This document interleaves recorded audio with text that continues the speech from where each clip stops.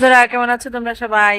আজকে ইসলামিয়া চক্ষু হাসপাতাল থেকে ব্লগটা শুরু করছি। রুমাস ডে ব্লগ থেকে তোমাদের সবাইকে স্বাগতম। কেমন আছো তোমরা সবাই? আমি এই কয়দিন ব্লগ দিতে পারিনি, কারণ আমার দুলা ভাইয়ের চোখ অপারেশন ছিল। তো সেটা নিয়ে আমি গত 4 দিন যাবৎ খুব ব্যস্ত ছিলাম। মাঝখানে শুক্র শনি গিয়েছে, তখনও ব্যস্ত ছিলাম।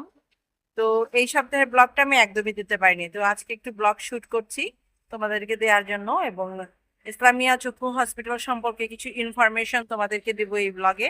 তো আমার সাথেই থেকো, আর ভালো লাগলে লাইক শেয়ার কমেন্ট করো, কেমন? তো চলো ব্লগটা শুরু করছি।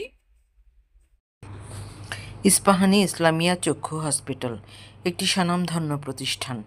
এই প্রতিষ্ঠানের সুনাম অনেক দিন যাবতে আমি শুনেছি, কিন্তু কখনো যাওয়া হয়নি।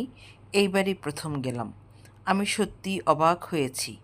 এত ভালো সার্ভিস, এত সুন্দর ব্যবহার, আর পরিষ্কার পরিচ্ছন্নতার কথা কি বলবো। চারিদিকে ঝকঝকে তকতকে, কোনো ময়লা নেই। সমস্ত কাজ একেবারেই সিস্টেমেটিক।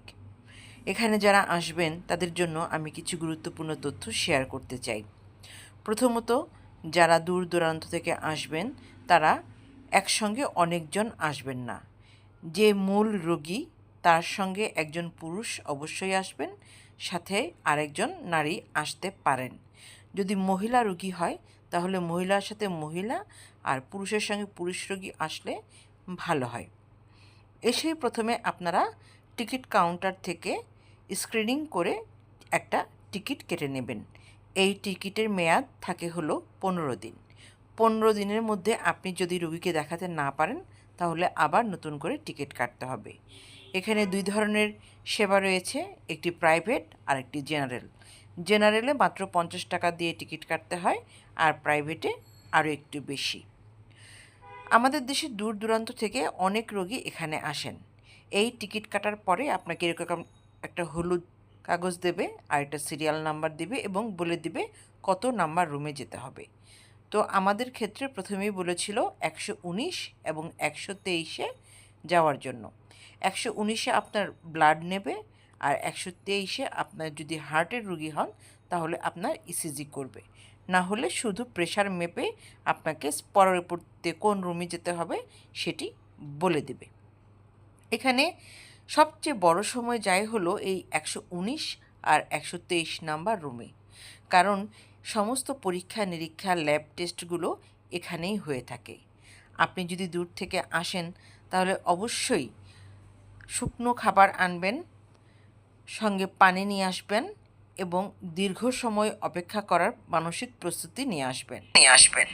আর চিকিৎসা খরচের কথা যদি বলি তাহলে তা খুবই অল্প, কারণ প্রাইভেট হসপিটালগুলোতে যে পরিমাণ চিকিৎসা ব্যয় সে তুলনায় এখানে সেটা কিছুই না। আমার দুলো ভাইয়ের নেত্রনালী অপারেশন ছিল, তো তার খরচ হয়েছে টোটাল 7,000 টাকা।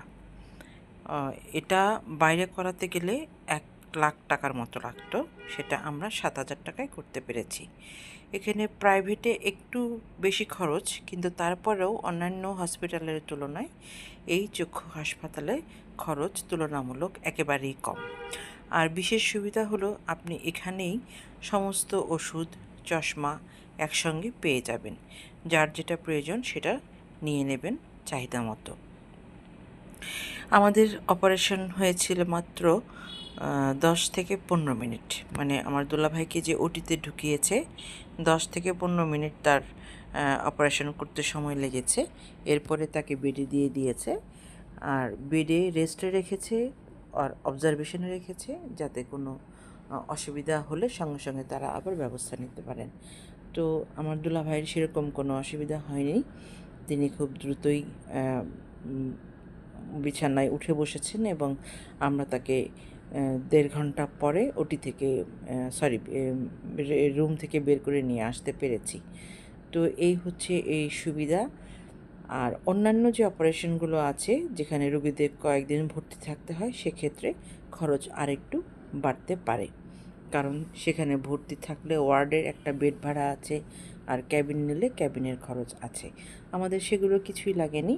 আমাদের যেদিন ভর্তি হয়েছি আমরা সেদিনই আমাদের অপারেশনটা শেষ হয়ে গেছে, এবং 1.5 ঘন্টা পরে আমরা রোগীকে বাসায় নিয়ে আসতে পেরেছি।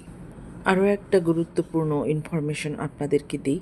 আপনাদের পেশেন্ট যদি ডায়াবেটিসের রোগী হয় তাহলে অবশ্যই তাকে সকাল 6টার মধ্যে কিছু খাওয়াবেন। সকাল 6টার থেকে শুরু করে বেলা 8টা পর্যন্ত এই 2 ঘন্টায় ডায়াবেটিসটার মাত্রা কমে যাবে। এবং আপনারা যখন রোগীকে ঢাকায় নিয়ে আসবেন অথবা ইসলামিয়া চক্ষু হাসপাতালে আসার প্ল্যান করবেন, তার আগে থেকে রোগীর ডায়াবেটিস আর প্রেশার কন্ট্রোলে আছে কি না সেটা পরীক্ষা করে নিয়ে আসবেন। কারণ ডায়াবেটিস বা হাই প্রেশার নিয়ে আসলে আপনাদেরকে অন্তত 4-5 দিন ঘুরতে হবে এগুলো কন্ট্রোল করার জন্য। কাজেই আপনারা যখন রোগী নিয়ে আসার প্রস্তুতি নেবেন তখন বাড়িতেই তার প্রেশার এবং ডায়াবেটিস দুটোই কন্ট্রোল করে নিয়ে আসবেন।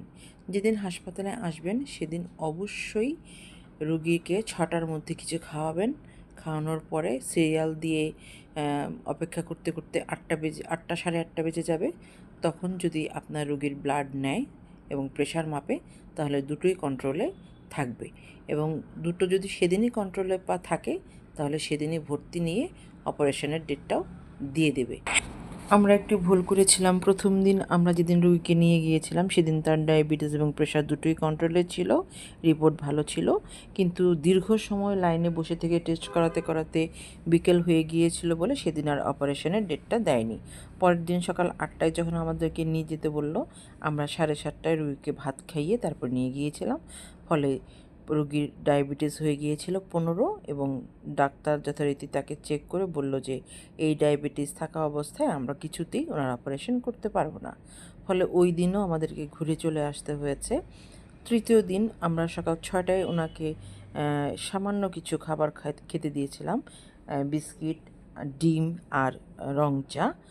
আর 8টা সাড়ে 8টার দিকে যখন ডাক্তার ওনাকে দেখলো তখন রক্ত পরীক্ষা করে দেখা গেল ওনার ডায়াবেটিস ভরা পেটে 9.6 ছিল। তো ওই অবস্থা দেখার পরে ডাক্তার বলল যে ঠিক আছে, আপনারা কাগজপত্র রেডি করে নিয়ে যান, আপনাদের আজকেই অপারেশন হবে।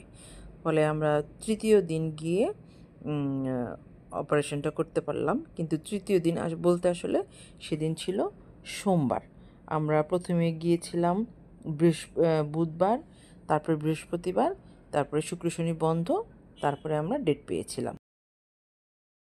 তো বন্ধুরা, আজকের ব্লগটা এখানেই শেষ করছি। রোগীকে নিয়ে মেট্রোতে বাড়ি ফিরছি। আমাদের খুবই অল্প সময়ের মধ্যে কাজটি হয়ে গেল বলে অনেক অনেক ধন্যবাদ ইস্পাহানি ইসলামিয়া চক্ষু হসপিটালকে এবং তাদের সেবার জন্য কৃতজ্ঞতা প্রকাশ করছি। তোমরাও যেতে পারো তোমাদের কোনো রোগীকে নিয়ে এবং খুব ভালো সার্ভিস পাবে বলেই আশা করি। তো আজকের মতো টাটা, বাই বাই।